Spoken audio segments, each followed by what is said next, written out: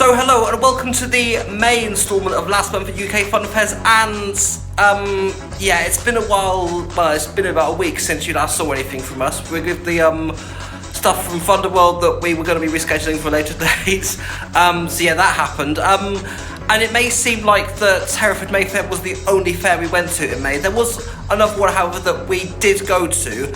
However, because of the showman's wishes, I can't make anything about that fair public at the moment. Not willing to follow through on that. But anyway, so let's take a look at what's been happening in May. So starting off events-wise with some good news regarding Nottingham Goose Fair. The organisers of Nottingham Goose Fair have confirmed that for the third year in a row, the fair will be held for 10 days. The dates for this year's Goose Fair in the city will be from Friday, the 27th of September to Sunday, the 6th of October.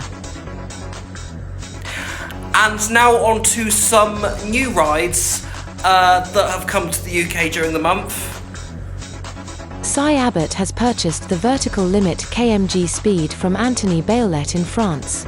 Went over to Lille to pull down and collect the ride and went on to return to the UK with the new acquisition. Wishing the very best of luck with this beautiful speed. Trent and Donna Avin have taken delivery of a brand new Miami-type ride named Sound Machine from Czech Republican manufacturer Kaiser Rides. It made its first ever outing at Burnt Island Fun Fair in Fife of Scotland. A brand new runaway train coaster has been built for Bert Holland by an unnamed manufacturer. The coaster made its first opening at Boston May Fair earlier during the month. A brand new 45-metre giant wheel has been built by Czech manufacturer Ride Technic for James Jr., Edward Mellors, and Lee Harris, who will be opening the wheel under the name City Skyline Attractions. It is currently open on the English Riviera of Torquay in Devon and will be for the summer. A teaser of Jonathan Wheatley's new ride has been shared via the Wheatley's Funfairs Facebook page.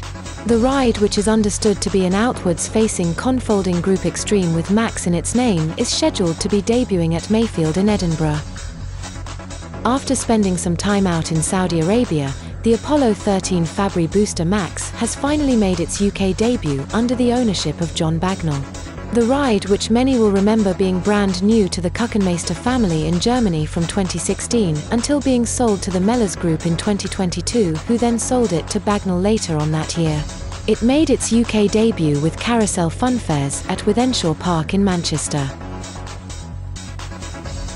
And finally, some ride changes that have happened during the month.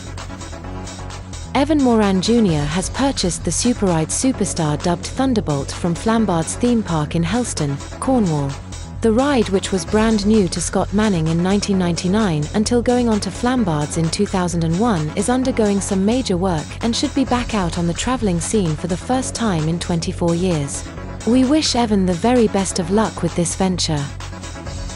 Asa Shaw has sold his Sonarcase Twister to Harrison Forest. The ride first opened with the new owner at Maidstone in Kent and will be travelling on the Shaw family's regular run moving forwards. Kenny Raywood has sold his Technical Park reverse bungee named XXL Slingshot to Jordan Mitchell. The ride opened with Jordan for the first time at this year's Boston May Fair. Thomas Harris Jr. has sold his Gold Mine Supercar roller coaster to Marcus Thompson.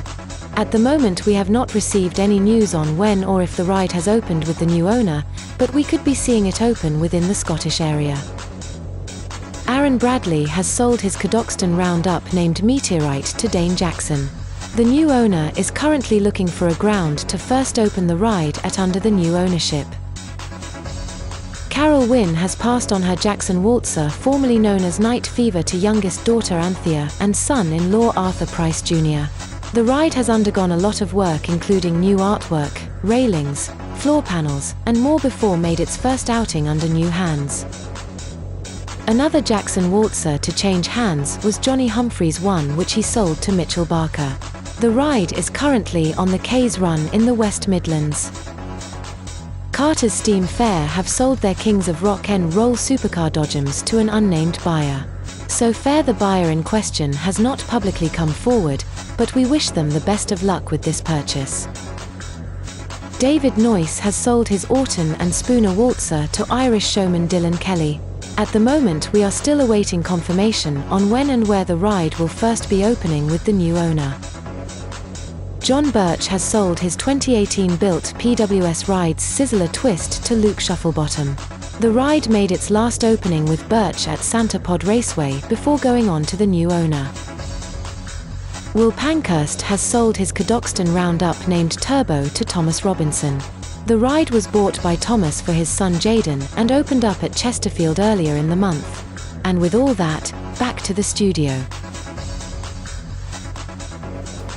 So that is it for the May instalment of Last Month in UK Funfairs. Now, we can confirm that we are actually going to the Hoppings. After going last year, we really wanted to be there for this year, so we hope to be there. We'll be travelling up to Newcastle on open day.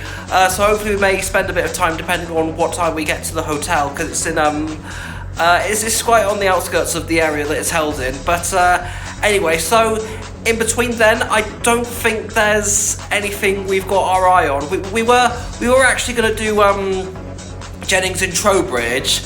But due to illness that we ended up catching from an event in the Midlands, we weren't able to pay them a visit. Then we were going to check out them in Warminster, but unfortunately messed up sleep pattern, and yeah, it's been an interesting start to the month. But anyway, thank you so much for watching. And if there's nothing between the Hoppings videos, well, see you then.